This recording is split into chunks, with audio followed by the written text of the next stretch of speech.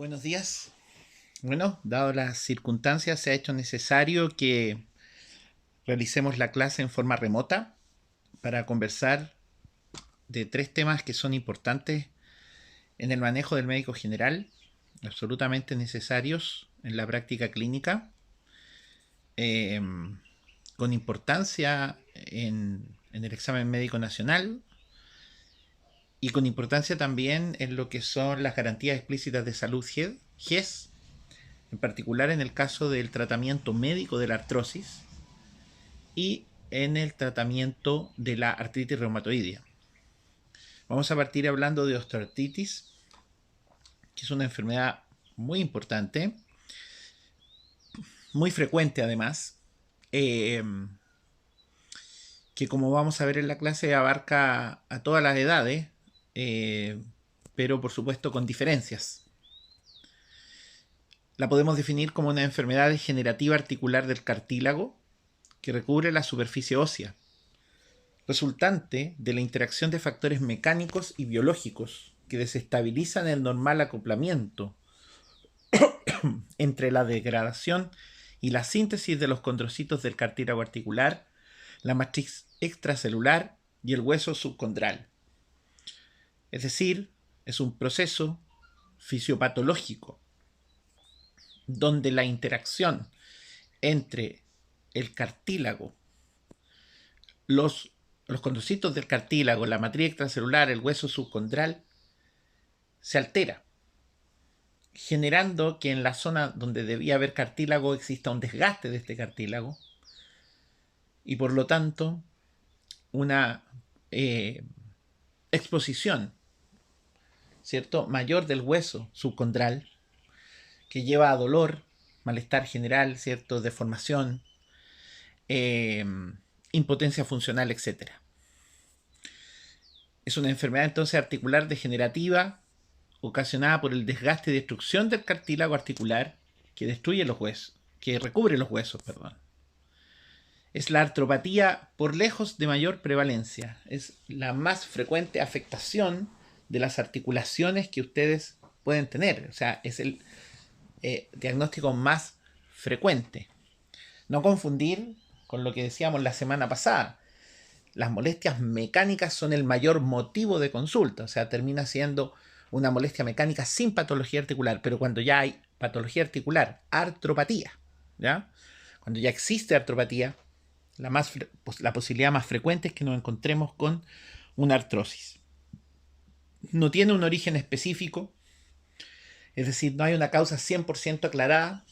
Sabemos algunas cosas de la fisiopatología, pero no tenemos claridad 100% de los mecanismos que desencadenan qué pacientes van a tener mayor o menor cantidad de artrosis o mayor o menor velocidad.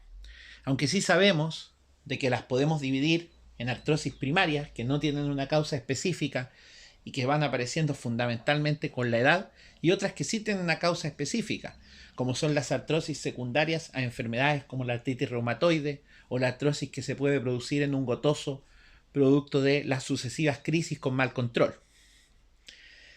La edad avanzada y otros factores también nos van a contribuir a la aparición de esta artrosis. Las articulaciones afectadas pueden ser diferentes, distintas, pero desde el punto de vista de lo que es la artrosis primaria, es más frecuente que esté afectada la columna cervical baja, la columna lumbar baja, articulaciones del pulgar, la primera carpometacarpiana y las interfalángicas proximales y distales, ¿cierto? Como lo vamos a ver en fotos más adelante. Pero es frecuente que estén afectadas las manos y específicamente las interfalángicas, tanto distales como proximales. Y por supuesto, las ya conocidas de cadera y de rodilla, que son las que son tributarias de tratamientos protésicos, ¿cierto? Que también están incluidos en el GES, desde cierta edad en adelante. Es más raro ver artrosis y por lo tanto su presencia debe hacernos pensar en la existencia de una causa secundaria en articulaciones como los hombros, los codos y las muñecas. No son articulaciones frecuentemente afectadas por artrosis. Por lo tanto, si nosotros radiológicamente vemos que existe artrosis en esas zonas, debemos poner la alerta, debemos tomar atención y pensar en la posibilidad de que haya alguna causa secundaria, como alguna enfermedad de fondo, como las que mencionábamos, artritis reumatoide, gota, condrocalcinosis, ¿cierto? Problemas mecánicos específicos de uso de la articulación, etc. Traumatismos antiguos, deformidades de otro origen, etc. Aquí es donde tenemos entonces parte de la fisiopatología. La verdad, es lindo el diagrama, es lindo la imagen, pero en el fondo es un enredo. Pero el objetivo de colocar aquí esto es bastante simple. Es hacerles entender de que la interacción de fuerzas mecánicas hacia el condrocito puede llevar a activaciones del osteoblasto, modificaciones óseas, ¿cierto? Y al activarse el osteoblasto, empieza a modificar el hueso subcondral, de modo que empieza a generar hueso, pero de manera desordenada, y ahí se van generando los que radiológicamente conocemos como osteofitos, que son estas pequeñas formaciones óseas inadecuadas y que pueden ir causando dolor, ¿ya? Hay una activación, por lo tanto, inflamatoria aquí, donde hay interleuquinas metidas, factor de necrosis tumoral. Ahí ustedes pueden ver cómo se produce un proceso inflamatorio, y es por eso que, si bien la artrosis no es característicamente una enfermedad muy inflamatoria aguda, sí hay un componente inflamatorio, y el nombre más correcto en ese sentido es pensar en osteoartritis, ¿ya? Hay inflamación y por eso que hay dolor. Lo que pasa es que no es una inflamación al nivel que existe en otro tipo de patologías como la artritis reumatoide, patologías más inflamatorias netas, ni hablar de la artritis séptica, ¿ya? Pero es así como finalmente el cartílago termina degradándose, hay una activación de la formación de hueso subcondral, y eso es lo que lleva a las molestias a posterior y la clínica característica de este cuadro. ¿Qué factores van condicionando la posibilidad de que yo tenga una artrosis? Factores sistémicos, sexo femenino, edad. En la edad avanzada es más frecuente que aparezca esto. Herencia. La presencia de osteoporosis. No es que la osteoporosis duela, pero la presencia de osteoporosis también nos ayuda a que vaya apareciendo artrosis o que pueda activarse mayormente una artrosis. Factores locales en la articulación, particularmente en caderas, rodillas, la obesidad, el factor mecánico que estábamos mencionando. Inestabilidades articulares de laxitud, deformidades derivadas, por ejemplo, de accidentes, traumas, que llevan a que los puntos de apoyo normales de las articulaciones no estén presentes. Los traumatismos repetidos, las sobrecargas articulares de tipo ocupacional, como podemos ver, por ejemplo, en futbolistas del pasado, ¿cierto? Donde además se agregan factores locales, como por ejemplo las inyecciones repetidas de corticoides, que llevan a desgaste también articular, necrosis vascular, etc. Y esos pacientes también pueden tener artrosis a más temprana edad. Me tocó también en algún momento, por ejemplo, ver un paciente con una artrosis bastante avanzada, eso de los 54, 55 años, y eso fue o estaba relacionado con que ese paciente desde los 15 años fue baterista de profesión. Y la continua posición de sus rodillas dobladas y el uso constante de las rodillas con una técnica que, si bien era un buen baterista, no tenía la prolijidad de las técnicas de ahora. Hoy en día un baterista es un verdadero atleta, un baterista profesional. Es un verdadero atleta, el que es profesional obviamente, para poder lograr las técnicas necesarias para cuidar sus articulaciones, cosa que en el pasado no existía, y efectivamente a los 50, 55 años terminó con una artrosis de rodilla dolorosísima, con mucha dificultad para caminar.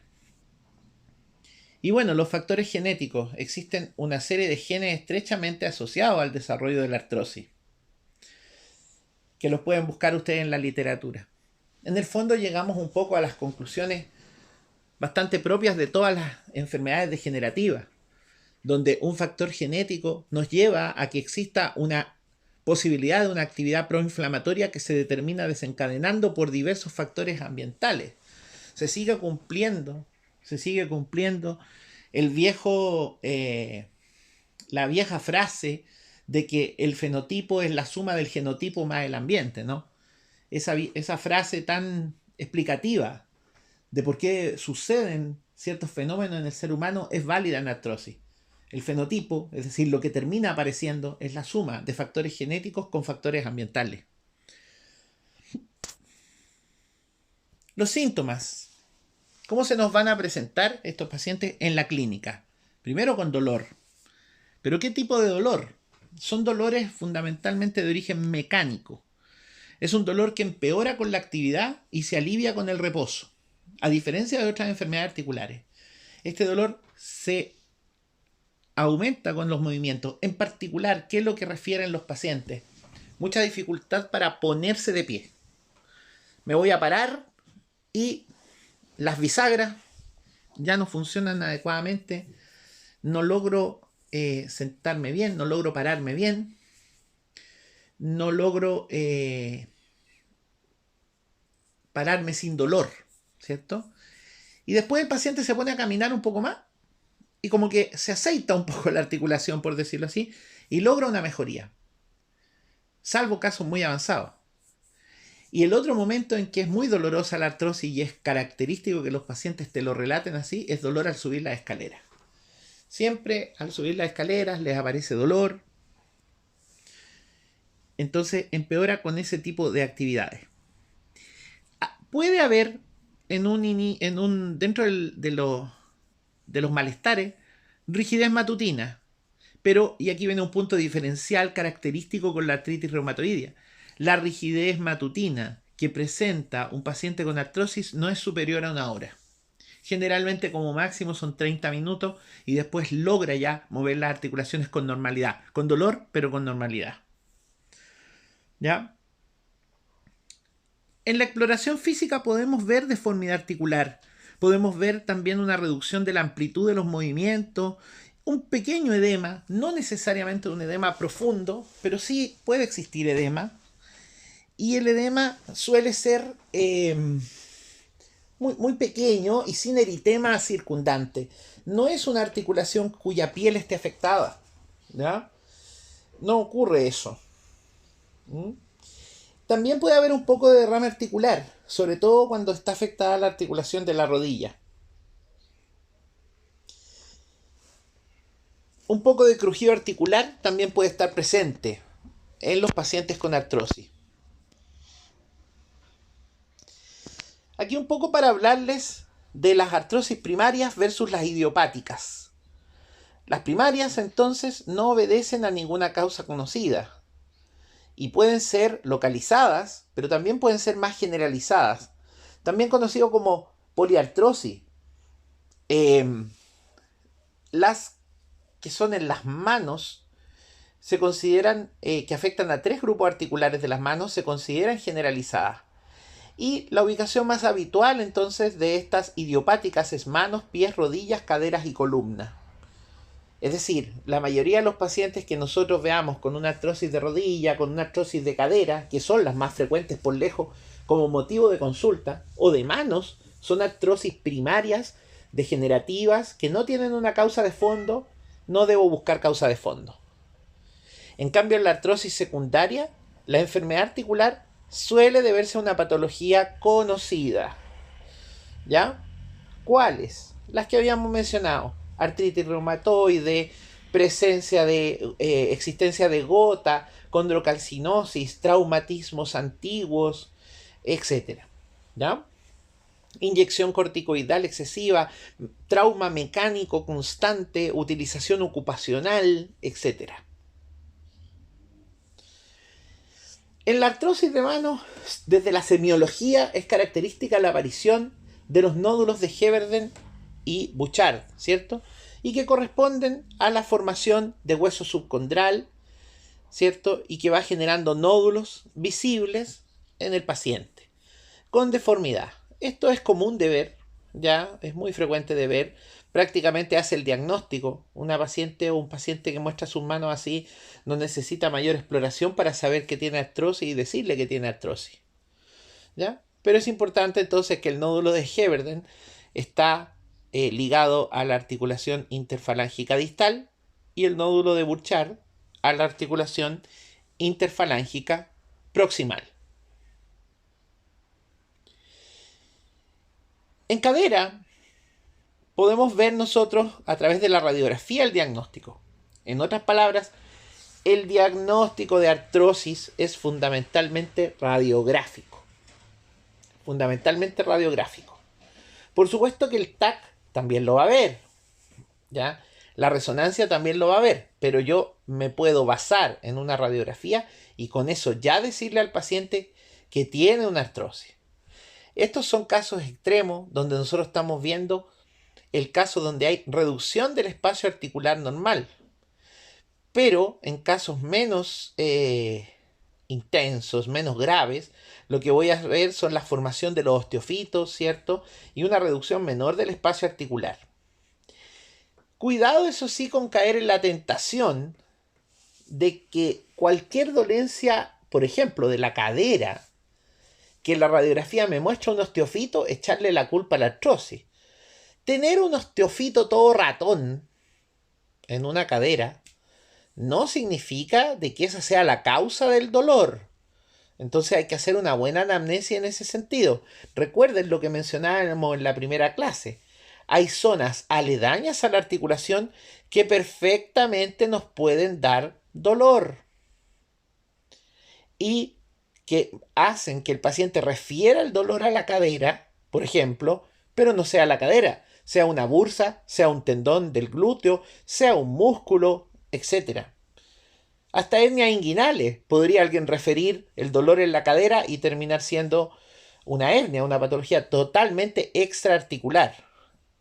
Entonces, cuidado con la tentación de que cuando me aparece algún osteofito o signos de artrosis incipiente en una radiografía, ir y echarle la culpa inmediatamente del dolor a esa artrosis. En rodilla también vamos a tener grados, ¿cierto?, de artrosis. Vamos a ver cómo se puede estrechar el espacio articular, pero también se pueden ir aguzando las espinas tibiales y los osteofitos marginales estar presentes.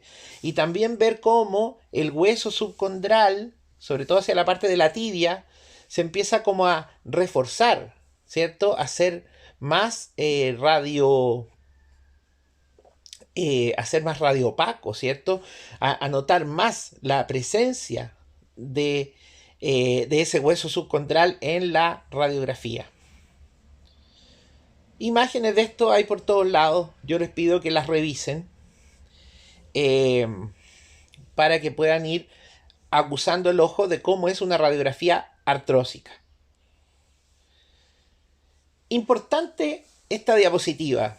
Uno de los diagnósticos diferenciales, y no lo hemos visto todavía porque lo vamos a ver en la otra clase, pero uno de los diagnósticos diferenciales más importantes que tenemos de la artrosis es la artritis reumatoide.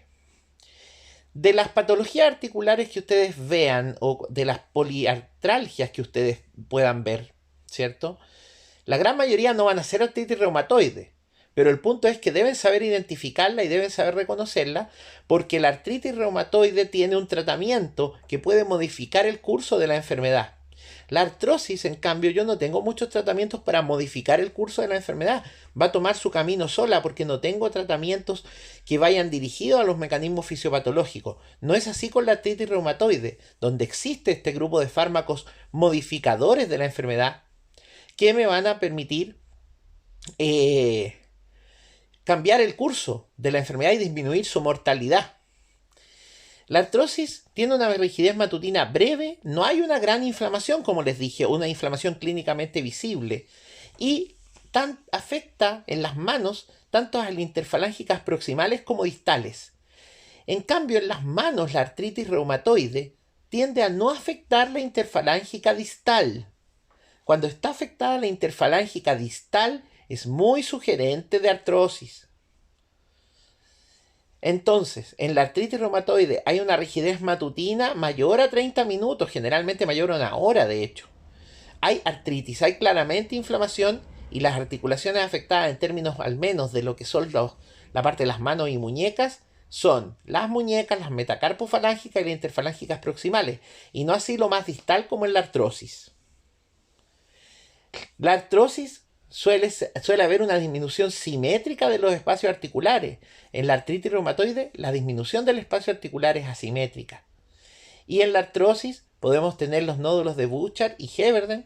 En cambio, en la artritis reumatoide, y esto ojalá puedan buscar la imagen, podemos tener la ráfaga cubital, que es cuando en el fondo los dedos se desvían por completo hacia afuera, hacia exterior de la mano, los dedos en sastre o los dedos en cuello de cisne. Ahora, ojo con lo que les quiero decir. Si uno pilla una artritis reumatoide con ráfaga cubital, dedos de sastre o dedos en cuello de cisne, llegó extremadamente tarde. Porque el diagnóstico de artritis reumatoide, cuando lo veamos, está enfocado en evitar esas cosas. Ojalá nunca vean eso. Eso ya forma parte de la semiología clásica, cuando no existían fármacos modificadores de enfermedad y esos dedos todos chuecos, nosotros queremos evitarlos. Evitarlos. Particularmente el dedo en cuello de cisne, como les digo, y la mano en ráfaga. ¿Ya? Búsquenla, pero tiene que empezar a formar parte de la historia de la medicina. No es algo que queramos que sea algo de la actualidad. Y aquí viene lo más importante en términos de la artrosis. ¿Por qué? Porque tengo que saber que el tratamiento médico de la artrosis está en el GES. Y aquí la primera línea del tratamiento corresponde a lo siguiente, a las medidas generales más el querido por los médicos y no querido por los pacientes, paracetamol. ¿Cuáles son las medidas no farmacológicas más importantes? La pérdida de peso y el ejercicio. El ejercicio, y particularmente si esto puede ser a través de una fisioterapia o de una kinesiología formal, nos va a ayudar al fortalecimiento muscular alrededor de la articulación afectada, permitiendo estabilizarla y aliviando el dolor. Y evitando el avance de la degeneración también, porque el ejercicio aumenta la producción de líquido sinovial. Por lo tanto, el ejercicio tiene una efectividad comprobada en estos pacientes. Ojalá a través de una fisioterapia formal inicialmente y orientación al paciente de cómo debe ejercitarse. Por supuesto que la pérdida de peso, en particular en articulaciones más afectadas por el peso como son la cadera y las rodillas, es importante, porque dijimos que los factores mecánicos forman un rol relevante en la activación de todo este mecanismo proinflamatorio. ¿Ya? Si es necesario utilizar dispositivos de ortopedia, brazaletes u otros, hay que hacerlo. También es importante. No soy muy amigo, pero algunos libros también recomiendan el uso de acupuntura. Personalmente no soy un amigo de eso, pero tampoco podría decir en un 100% que no lo usen quienes sean afines a ese tipo de tratamientos. Y el analgésico estrella para esto debe ser el paracetamol. El paracetamol ustedes lo pueden utilizar en una dosis máxima de 4 gramos al día en pacientes sin problema hepático. Si el paciente tiene problemas hepáticos, máximo 2 gramos al día. Dosis habitual, por lo tanto, 1 gramo cada 8 horas o 1 gramo cada 6 horas, pero en forma permanente. Nada de uso SOS o cuando me duele. ¿Qué es lo primero que hacen los pacientes cuando les duele menos? Empezar a usarlo SOS. ¿Qué ocurre ahí? Reaparece el dolor. El uso SOS en pacientes que tienen una patología crónica ya diagnosticada que no va a ceder no tiene ningún sentido. No use SOS ese paracetamol. No le va a servir. Lo único que va a lograr es que tenga más dolor el paciente. Ahora, si esto no funciona o funciona parcialmente, yo puedo pasar a los AINES, ¿ya? Un punto importante. Pueden haber casos donde la parte del paso a los AINES no se pueda por enfermedad renal crónica o úlcera gástrica o duodenal. En esos casos no puedo pasar a AINES, así sean selectivos de la ciclooxigenasa 2. ¿Cuáles son los AINE que más usamos? Precisamente esos, los inhibidores selectivos de la ciclooxigenasa 2. ¿Ya? ¿Por qué? Porque en el fondo quiero evitarme los efectos adversos que pueden tener los inhibidores que no son selectivos. Igualmente puede haber toxicidad gastrointestinal, sobre todo si hay factores de riesgo como edad mayor a 65 años, el uso de esteroides orales por alguna otra razón o anticoagulantes. ¿Ya? Pero en general estamos eligiendo líneas como el Celecoxib, ¿ya? Y ustedes van a ver muchos pacientes en que usamos Celecoxib en forma permanente, en forma constante, como segunda línea, como AINE de tratamiento. Si el paciente anda bien con la base de paracetamol y el AINE puede ser SOS, este sí está permitido usar SOS. Si esto no funciona, y todo esto se va agregando, por favor, puedo pasar a la línea del tramadol u otros opioides. El más conocido, el tramadol, porque es un opioide más débil, con menor riesgo de adicción y una mejor tolerancia. ¿Cuáles son los problemas de tolerancia que puede tener? Las náuseas, los vómitos. La formulación más habitual que uno utiliza es la formulación en gotas. ¿Ya? En la formulación en gotas, el tramadol trae 100 miligramos por cada ml y esos son 20 gotas. Entonces uno generalmente deja, por ejemplo, 10 gotas cada 12 horas, 10 gotas cada 8 horas. También a veces lo que haces es dejar el paracetamol continuo, el Celecoxib continuo y el tramadol como SOS. Ahí te vas moviendo en esta escala que aparece aquí en la diapositiva. Puedes evaluar el uso de corticoides intraarticulares. No lo vas a indicar tú como médico. Tú te vas a mover en las 3 primeras líneas. Pero ojo, atento también a los efectos adversos que pueden tener esas 3 primeras líneas.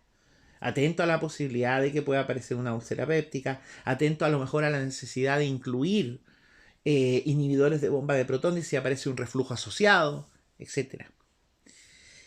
Los corticoides intraarticulares ya son de resorte de especialista, pero pueden ser una alternativa en pacientes, sobre todo en artrosis de rodillas, que no ceden en su dolor con el tratamiento antes mencionado. ¿Ya? La inyección intraarticular se utiliza desde los años 50. ¿Ya? Debe, eso sí, limitarse, como digo, a médicos con experiencia. ¿Ya? Y son con dosis variables, se pueden utilizar en rodilla, se pueden utilizar en los tobillos también, en los codos, pero no es algo que vaya a ser uno, ¿ya? Requieren, por supuesto, que la lesión, que no exista lesión cutánea, ¿ya?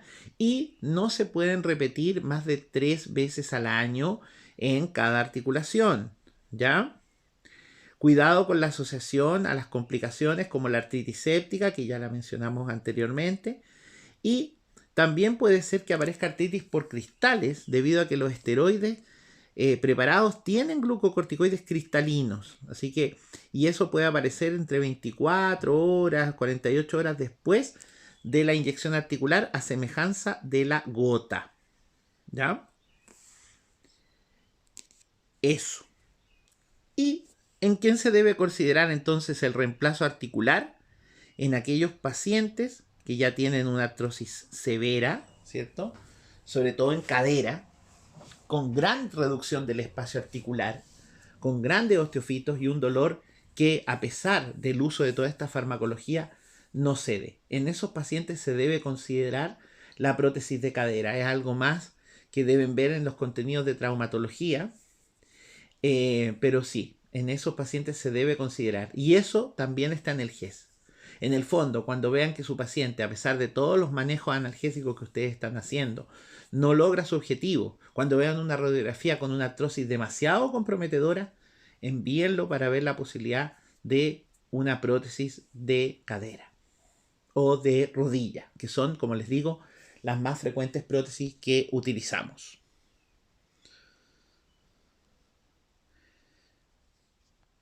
Es una patología esta que van a ver con frecuencia, que van a tener que saber manejar, que les va a dar algunos dolores de cabeza porque